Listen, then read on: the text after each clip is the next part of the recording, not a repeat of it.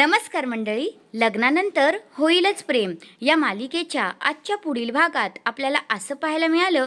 आता पार्थ, जीवा आणि आर्या हे दवाखान्यामध्ये आलेले असतात आणि डॉक्टर आता जे सांगतात ते ऐकून पार्थला तर खूप मोठा धक्काच बसतो. डॉक्टर बोलतात की आर्या प्रेग्नेंट आहे आणि हे ऐकल्यावर शॉक होतो पार्थ. आणि मग आता जीवाला तर हे सगळं माहीतच असतं. मग आता जो पार्थ आहे तो जीवाला म्हणतो, आर्या प्रेग्नेंट कशी काय? आर्याच्या पोटात तुझंच बाळ आहे ना? असं बोलून आता पार्थने जीवाला नंदिनीच्या समोर उभी केलेली असते. आणि मग आता जो पार्थ आहे तो जीवाला विचारतो आणि म्हणतो, खरं खरं सांग, नंदिनीची शपथ आहे तुला, त्या आर्याच्या पोटात कुणाचं बाळ आहे? तुझंच आहे ना? तर जीवा म्हणतो की माझं नाही आहे. आणि हे सगळं काही रम्या ऐकत असते.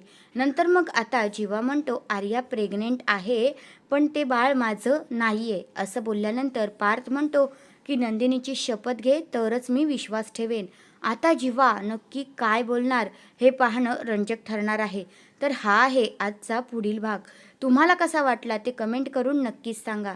आणि पार्थने जो काही हा नंदिनीसाठी स्टँड घेतला आहे तो पाहून तुम्हाला कसं वाटतंय हेही सांगा. धन्यवाद.